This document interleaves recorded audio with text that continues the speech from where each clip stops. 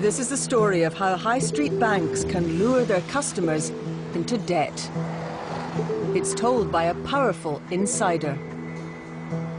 In all my years of experience in the banking industry, I would say that consumers should be very, very wary of their banks. They put profits before the customer at every given opportunity. It's the story of how banks routinely encourage customers to borrow more than they can afford. Sometimes with fatal consequences. They told me he'd been found on the railway line in the morning. I can't even begin to describe how I felt. You know, I had my children to deal with, and I had to tell this family, and it's like the world just stopped. As long as the car runners are not running. The bank with the biggest slice of our credit card business doesn't want to talk about debt suicide. Otherwise they'll have to get the police involved for you to sell it. But this top executive from one of the biggest financial institutions in the UK is prepared to speak out. I am a senior executive working in the banking and credit card industry, and I have decided to blow the whistle on this industry.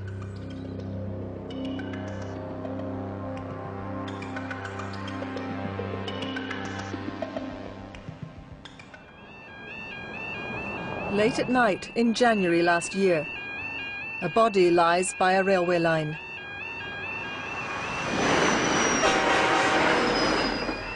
The only clue to the death is a bag nearby. Inside, dozens of credit card statements detailing a mountain of debt. Mark MacDonald, who was 43, had thrown himself under a train, leaving a widow and 2 children.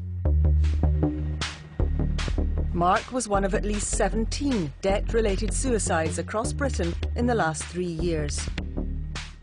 His story was first highlighted a month ago by our colleagues on Britain's Streets of Debt. Now Panorama has fresh revelations about the lending practices of the high street banks.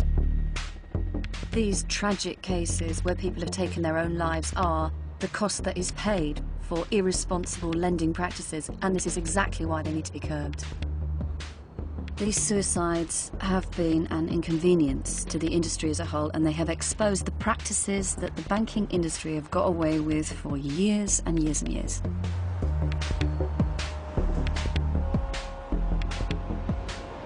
Those are the words of someone who knows. She's a senior executive who works here in the very heart of the banking world in the City of London. And she's the first high-ranking whistleblower, prepared, in fact she felt compelled, to break the bank's code of silence and reveal the industry's inner workings. Today, she tells us how the high street banks precisely target customers for borrowing and how they profit from those in financial difficulty. I cannot overemphasize the focus on profits. And it simply gets to the point where when you see real-life cases of people who are really suffering or who lose a loved one, when you just can't take it anymore. By speaking out, our top banking executive has risked her livelihood and career because she's signed an agreement never to disclose publicly details of the bank's lending strategy. In order to protect her, we've agreed to disguise her, and her words are spoken by an actor. My experience is with the big banks in this country, the high street banks that 80% of us bank with. I don't think any bank wants its internal procedures exposed. Maybe the reason for that is that some of them are quite questionable. The banking industry is a giant machine that pushes borrowing and makes enormous profits. Staff tend not to be paid particularly well. Every branch of any bank and every individual who works in a bank has very ambitious sales targets to sell you more products effectively to make you borrow money and to get you into further debt. They will have targets on every product that is available through the branch, and they will have commissions or bonuses on every product. It's a very, very sophisticated, tailored, tested marketing strategy and sales pitch to a public that have very little knowledge of what's going on.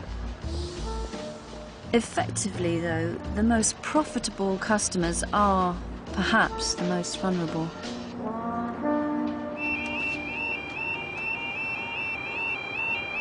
Customers like Mark MacDonald, who stepped in front of that train one night late last January.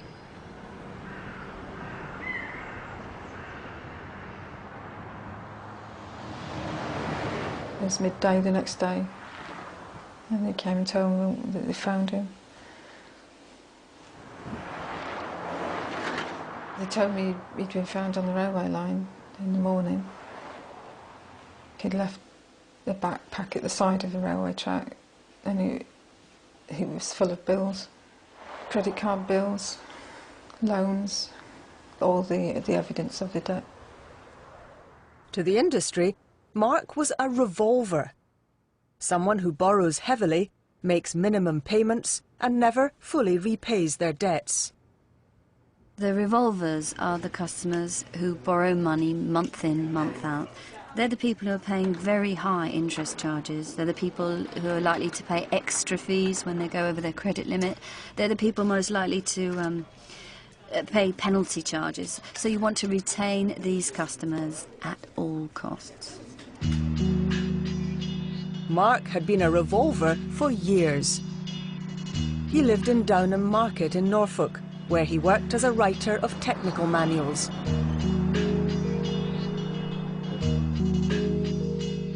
His wife Marion had given up work to have 2 children. The family relied on his income of roughly £26,000 a year, and they struggled. He would occasionally say things like, "We can't afford that this month," and he would say, "You know, I've got the gas bill and the phone bill to pay." And I say, "Okay, well, you know, we'll wait, we'll do that next month." In the space of 10 years, Mark had acquired 8 credit cards, 2 of which were issued by his own bank, the Royal Bank of Scotland. And he owed thousands of pounds on them.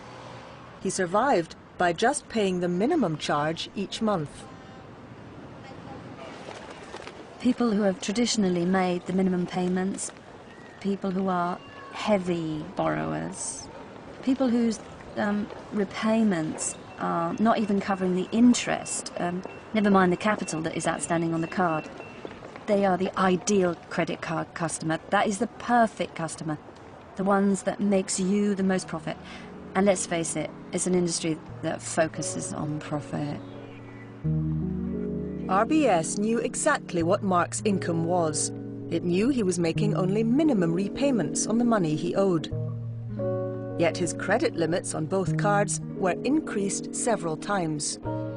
One was upgraded to Platinum, which eventually had a credit limit of over £12,000. In the last 12 months of Mark's life, the bank made over £3,000 in interest and charges on the 2 cards. He considered credit cards to have a status, always had a, you know, the fact that he could have a card with his name on it. And I think the idea of paying for something with a platinum card seemed to say to him that he was respected and the bank respected him. The platinum card says you've got a lot of prestige and a lot of money, and it wasn't true. It was just like a sham, really. It is generally felt that in the industry, by increasing the customer's credit limit, by upgrading their card to gold or platinum, you are increasing customer loyalty and hitting those marketing targets of retaining profitable customers. Marion only discovered how much Mark owed after his death. He just said he'd got into debt with credit cards. I mean, I knew he had credit cards, so I presumed that was it. It's only looking through finance now that I found out that he also had overdrafts and loans with the bank and loan companies. Despite his £26,000 income, RBS lent Mark huge sums. It allowed him to build up a £6,000 overdraft. The bank lent him £15,000 to pay off his other lenders' credit card debts. It let him remortgage his and Marion's home to the tune of £80,000. And it didn't end there. By the time he took his own life, Mark owed his bank almost £120,000. I can remember when I was quite a bit younger and I wanted to buy my first car. I had to sit in front of my bank manager and explain exactly how much the car was going to cost, how much I could afford, what my other outgoings were. But I think now, because it's offered, I think people somehow think if they're offered that amount of money, therefore they can afford it. We showed the whistleblower Mark's financial records. There were a number of warning signs from a relatively early stage that the bank should have picked up on. Here was a man on a very modest income. He was roughly earning £26,000 a year. He was lent his annual take-home pay just on credit cards, on 2 credit cards. He was making minimum payments on the cards for years. He wrote credit card checks from one of his RBS cards on a regular basis at exorbitant rates of interest and deposited them into his RBS bank account. The fact that he was overdrawn on his bank account, there are so many things the bank should have picked up on. There is no possible justification for the bank not to have understood that there were serious difficulties in this man's financial position. In my opinion, the bank was grossly irresponsible. The Royal Bank of Scotland knew exactly what his bank details were. They knew how much he earned, they knew what he was paying out every month. They knew the sort of balance in his account. I can't understand why they would just keep letting him have more and more money. The banks are basically neglecting their duty of care.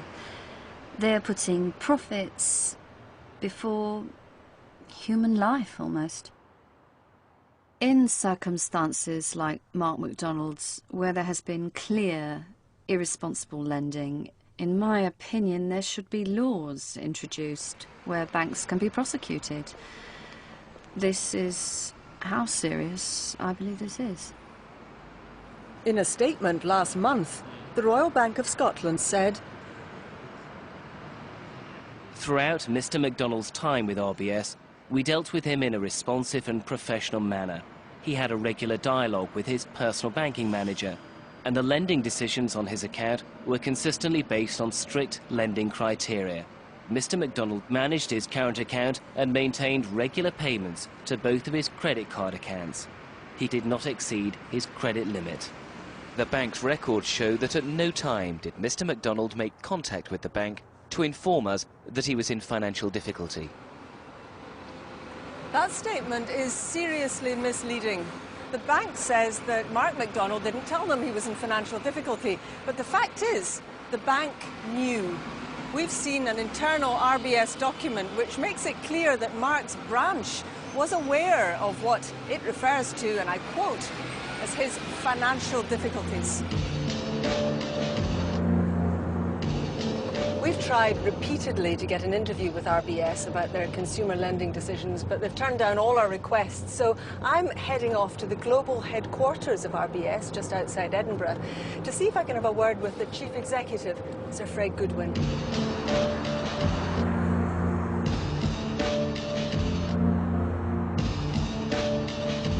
With profits for 2005 of £8 billion and a gleaming modern headquarters, RBS are certainly in no financial difficulty. Come on, get out. Hi there. Sorry sorry to bother you. I'm from BBC Panorama. We're hoping to have a word with Chief Executive Sir Fred Goodwin. What, is it just on spec or do you expect it? What do you want me to do just now then, over? The high street banks are constantly adjusting their financial strategy and launching new lending products. It's a fiercely competitive market, servicing a UK debt burden currently running at over £1 trillion. Is that sound off? Excuse me, is that camera sound off? Otherwise you'll have to get the police involved. Sorry. The marketing department is the engine of the business, and it will have a whole series of targets. It will have targets to attract new customers, which are extremely ambitious, and then you have very aggressive targets to maximise profits on existing customers. Monthly sales targets and meetings are what the marketing department lives for.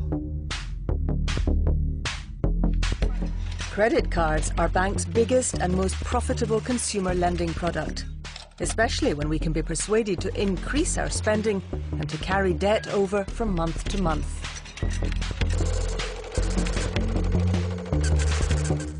What one needs to be aware of is the fact that a credit card company has the ability to communicate with its customers once a month.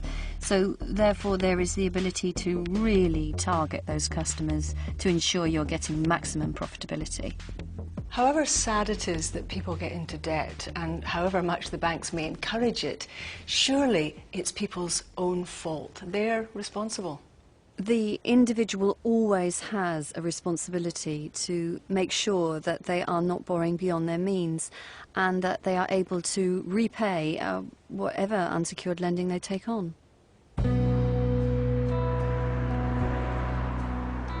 The banks have other techniques to get you to borrow more from them. Robert Jenkins is another revolver. He's married to Evelyn, and they have 5 children in their teens. He's a school caretaker, and he earns £18,000 a year.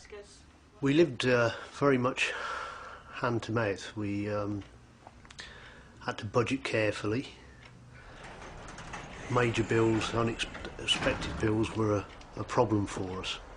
Robert's take-home pay was £250 a week, while Evelyn earned £100 a week in a part-time catering job. For years they were getting by, just. But in the eyes of their bank, Robert and Evelyn needed some financial help. Robert was called in for a meeting.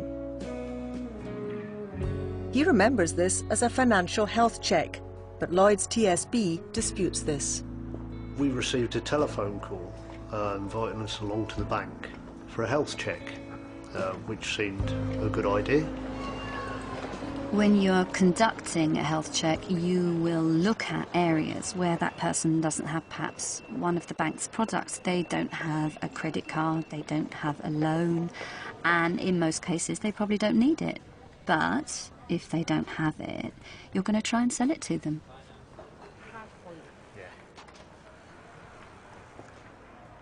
Robert and Evelyn left the bank happy. They had a restructured mortgage deal, and within a few months, Robert had a platinum card with a £6,000 credit limit. It was a good feeling to know that you'd got this sort of period of austerity behind you. Your finances were on track, and they were so on track that you were creditworthy, not just for a few £100s, but for a few £1,000s. And that made me feel very good.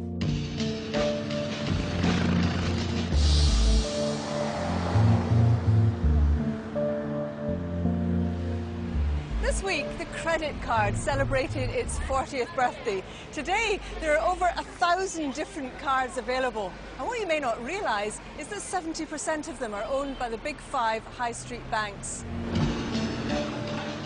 At any one time, a single credit card will have up to 100 different interest rates for purchases, introductory offers and cash.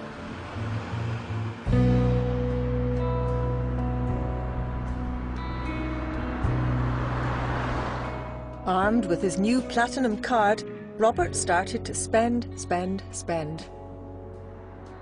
If, for example, I went to the garage, whereas before I would have had perhaps 10 or 20 pounds in my wallet to use for petrol, I would fill up with the credit card, and I would think, you know, that was a sensible thing to do. I'll pay it off at the end of the month. But of course I didn't. Before long, you get to the stage where suddenly you haven't got any credit left on your card. And at that point, or thereabouts, the bank would step in and invite you to increase your credit limit. Unsolicited increases in your credit limit can take place up to twice a year. In some cases, your credit limit could literally double in the space of 2 years. The customer doesn't really have a say in it. The higher your credit limit, the more you're likely to spend. Robert started with £6,000 of credit on his Platinum card. Within 2 years, the bank bumped up that figure to £11,000. Then Lloyds TSB gave Evelyn a Platinum card. Her credit limit, £4,500. Robert was tempted by other offers that came through the letterbox. You know what it is? Oh yeah. Overall cost for comparison, 7.8% APR. It seemed to indicate to us that we were a much sought after commodity, and that we were creditworthy, which made you feel good, you know. You feel quite important when they take such an interest in you.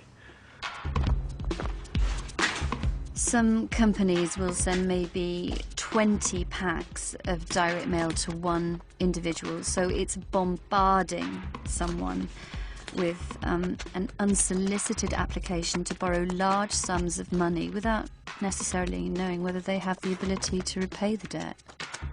By now, the Jenkins had 4 new cards. I was horrified to find that we'd got a total debt of about £29,000 with credit cards, and I was absolutely gobsmacked. It had taken less than 3 years for the Jenkins family to reach a debt crisis. We'd been meeting the minimum payments, but even they added up to somewhere in the region of about £600 or £700 a month, just to keep the credit card companies off your back. It was almost half of my monthly income was being used to service the credit card debts. I woke up about 5 o'clock in the morning, and it suddenly dawned on me that I'd put the house at risk, and the problems that bankruptcy would incur, and suddenly, you know, I really started to suffer a panic attack. My stomach started to churn, I began to suffer a cold sweat, and I curled up in a ball, you know, and I thought, how do I get out of this? You know, why has it happened? Why have I let it happen? And I felt guilty, and I felt all the emotions associated with sheer terror. This is Trowbridge, Wiltshire. In January 2005, a local mechanic killed himself with the exhaust fumes from his car. The reasons people take their own lives are complex. What's clear is that 65-year-old Richard Cullen died with over £100,000 of credit card debt. At the end of this garden was Richard's workshop and garage, and that's where he was found, in the car, in the morning, about 10 o'clock in the morning. He'd come back overnight sometime. My son found his car down the bottom, and we called the police, and he was in the garage. Richard and Wendy were married for 18 years. They had 8 children from previous marriages. Richard earned roughly £15,000 a year and was another revolver, someone who borrowed heavily and never repaid the debt. It was really about 2 to 3 months before he died. The telephone was ringing almost sort of maybe 17, 18 times a day sometimes, asking to speak to him. And I used to say, and they would say it was the bank or the credit card, and and I'd just give him the message, or if he was in the garden, I would go and give him the phone. And then he started to walk off with the phone. And I said, eventually, why are they calling so often? You must be in trouble. And just before Christmas, he admitted that he was terribly in debt. These are some of the statements I've discovered since Richard died. He owed roughly £135,000 on 22 credit cards. It's absolutely unbelievable. Shocking. Several lenders had issued more than one credit card to Richard Cullen. The market leader, the Royal Bank of Scotland Group, lent him over £35,000. They had issued him with 4 cards under different brand names: Mint, Tesco Personal Finance and 2 NatWest cards, which together generated the RBS Group over £4,000 in interest and charges in the last 12 months of Richard's life.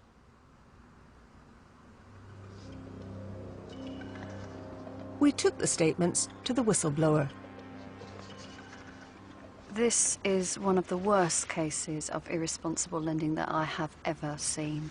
Customers like Richard Cullen, they are the ideal customer. They hold multiple brands with one institution. In this case, credit cards are pushed all the way to the limit.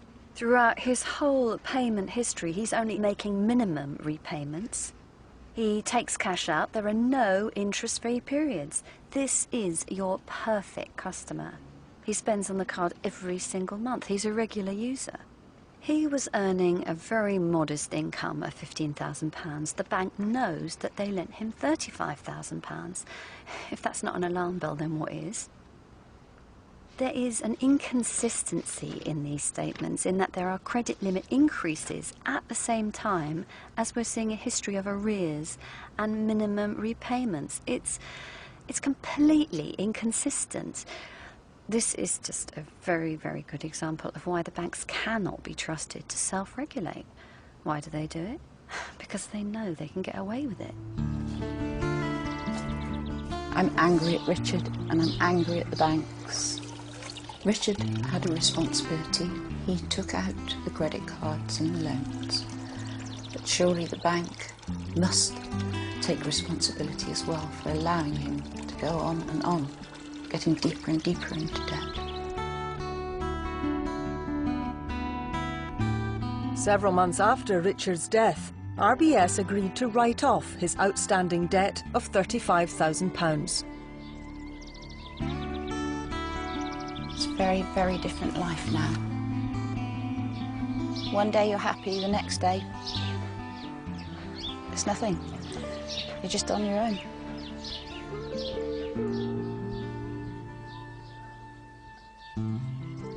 RBS told Panorama they were not aware that Mr. Cullen had a serious debt problem and hadn't made any errors in handling him or his accounts.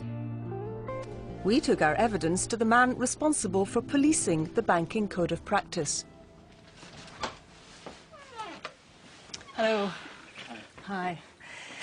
Mr. Fortescue, let me show you these. 5th of November 2004, Richard Cullen is being chased for arrears on his Mint card, which is operated by the Royal Bank of Scotland. 2 weeks later, his credit limit has been increased on his Tesco Personal Finance card to £7,700. Tesco Personal Finance card, also run by the Royal Bank of Scotland. The letters have been sent from the same address, the same PO box even. Isn't that a clear violation of the banking code? Well, I find it extraordinary that this has happened. I think it's a case of the right hand not knowing what the left hand is doing. There's no excuse for that. But it was clearly very strange indeed for them to be increasing his card limit on the one side and the other side trying to ask for their money back. This is within one bank. This is inexcusable, surely. I agree. I think this is wrong. I will investigate to see whether there's been a breach of the banking code. We will need Mrs. Cullen's authority to do that, but I will gladly do that.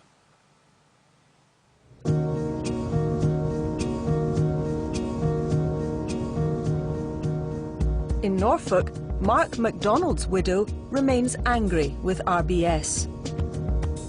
Despite the circumstances of his death, the bank chose to pursue his estate for the money he owed them. After my husband's death, I received letters from them basically saying he owed them money and implying that I should pay it. They wanted their money. Every major bank will have what they call a special recovery unit or a debt collection department. And the job of that department is to recover repayments from those people who have fallen into arrears. At the end of the day, if they don't recover that debt, the bank will have to write it off. So they have extremely aggressive targets, and this is why such aggressive tactics are employed, to ensure the bank recovers its money at almost any cost. Mark MacDonald's insurance policies had enabled RBS to recover over £90,000, but it still wanted full payment of its remaining £27,000, when other creditors were prepared to settle for a percentage of the money he owed. There have been many other similar cases where the banks, including the Royal Bank of Scotland, have chosen to write off the debt. In the case of Mark MacDonald, the Royal Bank of Scotland chose to pursue his estate. This is an obvious case of irresponsible lending, so I'm very surprised. I'm shocked.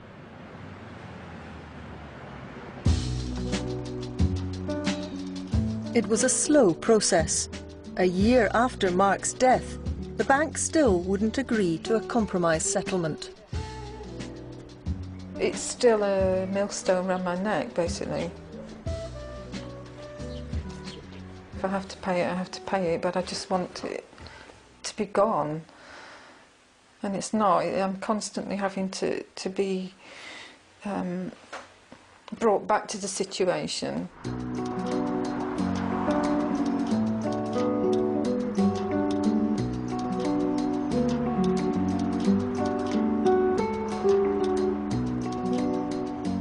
Six months ago, the Jenkins started to sort out their financial problems and to clear the £29,000 owing on their credit cards.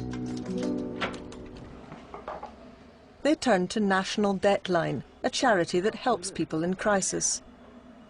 They now have a repayment plan. Any interest is frozen, but they still have to pay their creditors £180 a month out of their modest take-home pay. Don't run away, it's nearly time. Looking back, Robert accepts that he was financially naive, but he also feels his bank was equally responsible for lending him more than he could afford. I spent the money, that was my responsibility, but I seemed to be doing it with their agreement, so that's how it went. There's something immoral about the way that the banks are doing their business these days. They're making it far too easy for people to get into debt, and that's irresponsible.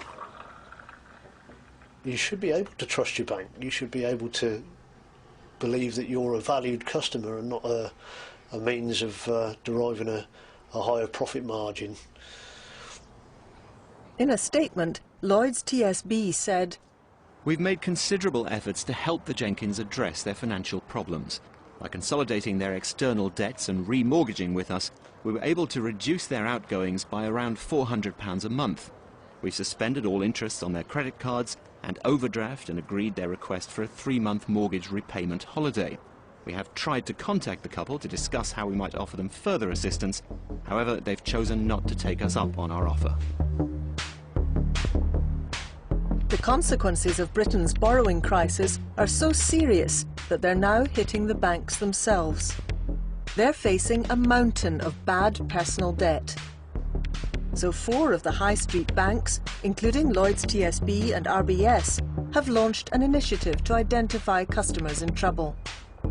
They'll now share information on clients' income as well as their credit history to inform their lending decisions. It is certainly a step in the right direction, but I do remain very sceptical. I I really believe the banks have had all along the information they need to make decisions about whether individuals were at risk of falling into dangerous debt levels. But this comes too late. Can the banks really change a lifetime of habits of irresponsible lending? At the end of the day, that's what's made them their profits.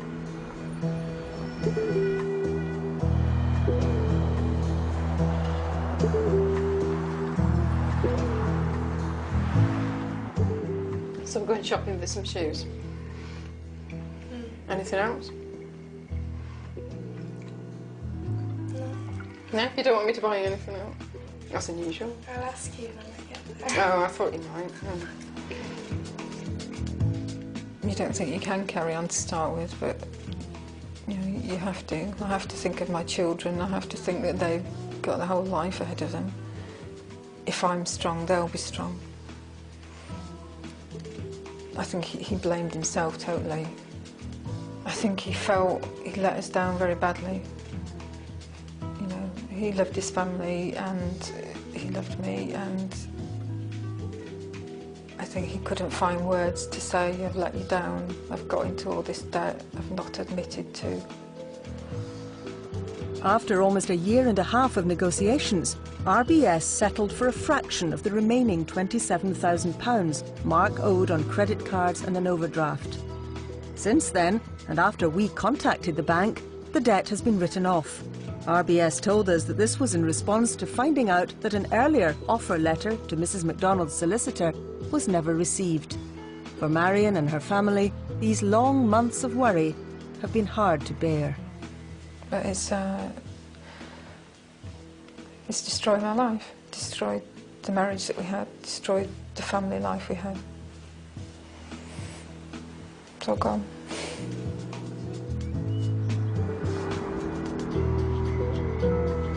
Right. Yeah. But then I want you filming right here. If Sir Fred isn't actually here, there's nothing we can do about that. If you want to have an interview with somebody, you just try to do it. But what we would appreciate is if you tilt the cameras to the ground. Well, Sir Fred Goodwin wasn't there today, neither was any of the other senior executives, apparently. I had a very long conversation with somebody from Group Communications by phone who's in London and tells me that she'll try and fix up an interview for me in London tomorrow. So we'll see what we can do. In the meantime, we're being moved on again. Tomorrow came, but no interview. RBS didn't make it happen. Over-indebtedness has become a cancer in British society. It affects every one of us. The banking industry is fully aware of the reasons why people are falling into severe financial difficulty, and I felt that not enough was being done about it. And in many cases, a blind eye was being turned to these issues. I would say that consumers should be very, very wary of their banks. If you've been affected by any of the issues in tonight's programme and would like to talk to someone in confidence, please call the BBC Action Line on 08000 680 661. That's 08000 680 661. The Action Line is open 7 days a week from 7:30 a.m. until midnight. All calls are free.